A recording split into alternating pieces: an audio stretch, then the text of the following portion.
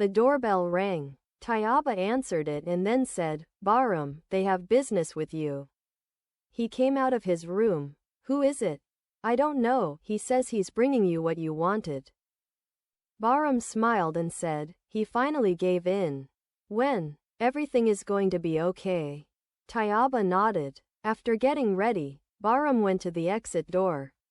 Several people with appearances and a Toyota Land Cruiser were waiting for him at a certain distance.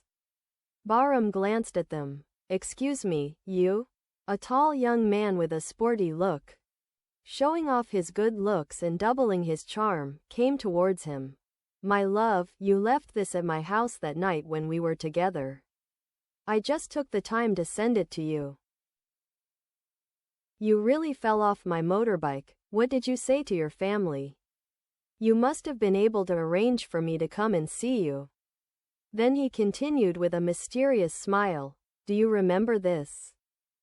Bahram ستوده? Are you looking for the necklace? I came to give it back to you. Bahram paused for a moment and said, You bastard. He rushed towards him, but froze in place when he saw the gun pointed at him. The boy continued, Now get in the car like a child so your brain doesn't explode. Tell your mom it'll take until the night. Bahram rang the doorbell and repeated the boy's words. He couldn't run inside the house, because two other boys were standing in front of the door with long-bladed knives, and a gun equipped with a silencer was also aimed directly at him.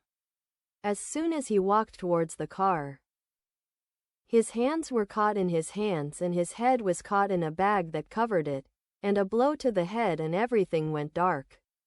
When he regained consciousness, he was in the middle of a hall, tied to an iron chair. Bahram said, What do you want from me, you bastards? A girl said, We heard that you are very rude and arrogant. Why did you go to Raha? Where did you find her? Who gave you the address? What is your relationship with May and Meshkat? I have nothing to do with you.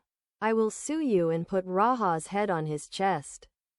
He slapped her hard in the face and blood flowed from her nose, just like the slap Raha received from her father, and no matter what she did, she could not stop the blood. The girl said, What smelled in your nose that you are squirming and wagging your tail to get it? Weren't you after money and position? Why didn't Mama Tayaba or Baba Akbar do anything for their beloved? Maybe they did, but you were too inept to remember it. Where did Mayan meet you and give you the address of Raha's house? And suddenly something wrapped around Bahram's throat, and the pressure and tightness increased every moment.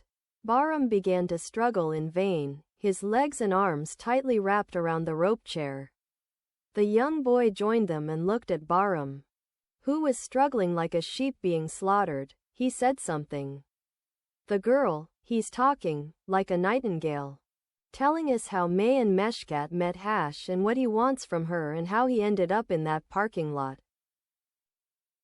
Bahram's mouth and eyes were opening and closing to get air and get rid of it when the pressure and the cloth around his neck were removed. He swallowed hard and started coughing.